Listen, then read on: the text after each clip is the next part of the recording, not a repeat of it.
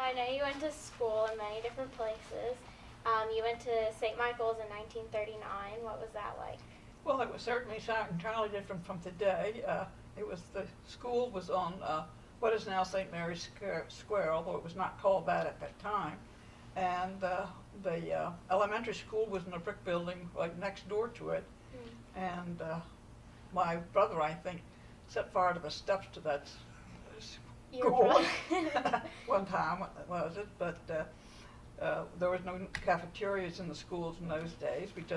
I came to school on a school bus because I lived in Claiborne, and we carried our lunches, and we had a good time, lengthy time though, because we would sneak away from the school, come over to the drugstore, and read the comics. And I think I read the original Superman comics when it first came out at the drugstore here in St. Michael's.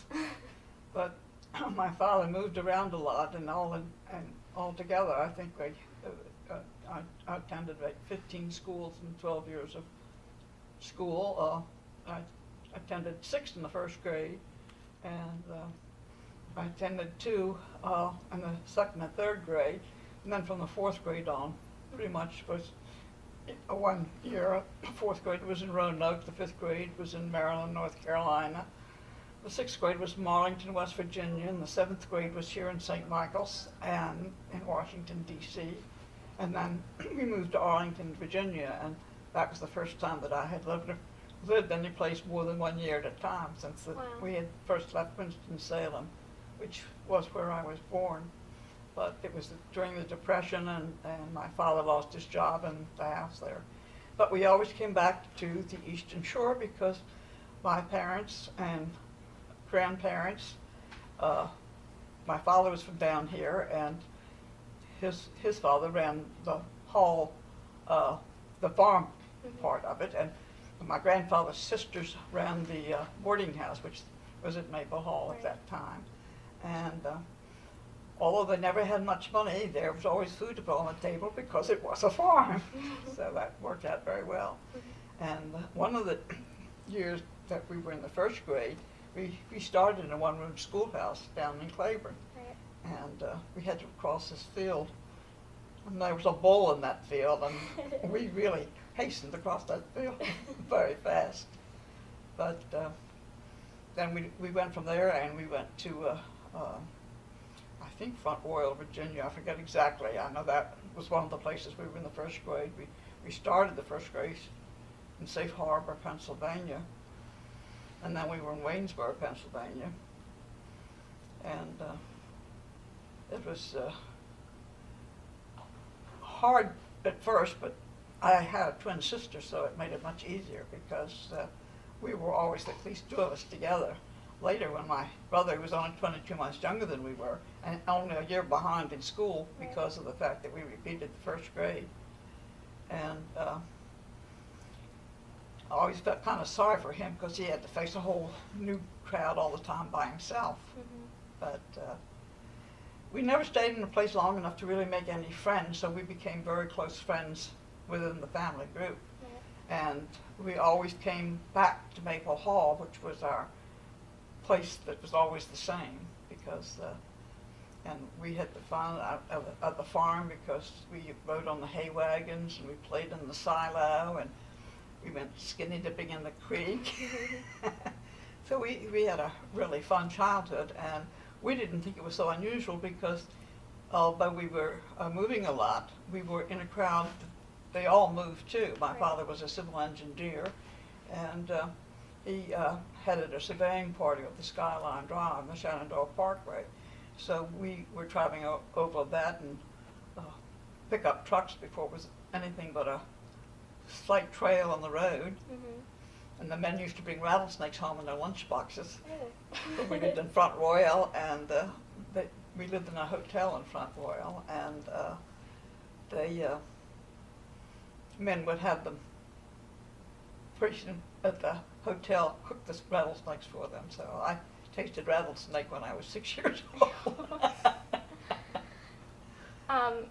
When you first came to St. Michael's in Claiborne for the first time, what was it like? You mentioned it was like a western town.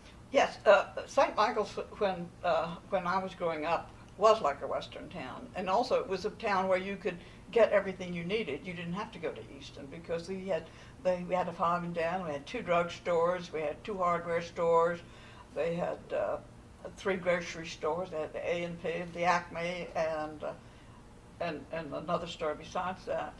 And of course there was the shopping center that's now on the outside of on the south end of St. Michael's wasn't in existence at all. As a matter of fact, the year that we were in school here in 1939, they had a brand new high school, and it was 2 or 3 stories tall, just a square brick building with lots of windows in it. And of course I always thought of that as being the new school, so when they talking about doing over what I thought was even a newer school, I just couldn't believe that it needed to be done over again. Right. But we were in a building that was later it became a YWCA, I think, for a while. I think eventually it burned down. But when we were here, we got on a bus to go out to the high school for our home ec class because there were no facilities for that in St. Michael's School. Right. So, and it was fun to ride in the school bus home because then we'd walk in the lane, and if it was hot, we'd go swimming in the creek, and and we did that up to most of October, I think, because the water stayed warm and got very clear. And I mean, I haven't seen it like that for years. And of course, at that time, there were no other houses anywhere around, and it was very much country, and it was just a great place to grow up. We learned to get on a pony, to milk a cow. Although I learned to milk a cow in a farm that we visited one summer between our living in Galax, Virginia, and a place after Galax. I can't remember where it was, but when we got out of school, we were living in a boarding house there. And it's the first time I had dandelion greens because the woman who had the boarding house that we lived in, we'd go out and pull up the dandelion greens, and then she'd serve them for dinner. Wow, that's different.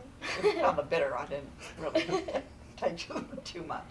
But one thing I liked about Galax, even though we only had a couple of rooms there, and was that in the school we had 2 big dress-up occasions. I remember my mother making us a Dutch costume, and then later she made us a very fancy floral hat and kind of full-skirted outfit that we did, and we went around on maypole. And I could kind of remember 1 or 2 things about almost every place that we lived, and I think one reason that I remember them is simply because we moved so often. Also, my father used to take lots of pictures, and so we had albums and we go look through them and reminisce, and so that kind of kept the memories alive longer. I can remember we were only 4 when we left Winston-Salem, but I remember several things from Winston-Salem. One of them was the little boy next door to us. We had a sidewalk and then 2 layers of steps that ran down to the street. And this little boy next to us got on his tricycle or something and went down and lost control and went all the way down and got hit by a car. Oh my goodness. And that made quite an impression, even though I was very young. I remembered that. And I remembered we had a parade that we attended that I can remember. I cannot remember when I didn't have a brother because we were only 22 months old when he was born. But I remember the parade vaguely. But what I remember most is that my brother fell asleep and my father had to carry him the whole time. But coming home was always coming to Maple Hall in Claiborne because that was the place that was consistent, and that's where I had grandparents and great aunts and great uncles and cousins. We just always had huge families, and then we had, as a boarding house, they had people that came at certain times of the year during the summer months, and we had a group that came from Ohio, and then there was a group that came from Pennsylvania and different places, and our friends were from there, people that came down there because they were there when we were there. Mhm. And we came back year after year. And of course, we learned to swim there, and then my children learned to swim there. And they had a tennis court. Mhm. We had a horseshoe pit and a ring tennis court, which was brought back from my husband had set up on Tinian. He was a social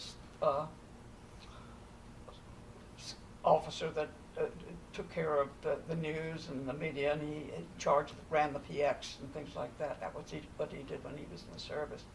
And he had gotten this deck tennis is what it really was, for going on the trip across to Tinian. Mhm. And when the war was over and he came back, he brought it back to Maple Hall, and we set up a ring tennis down there, and everybody loved it, and they played a lot, and it was one of the games I was pretty good at.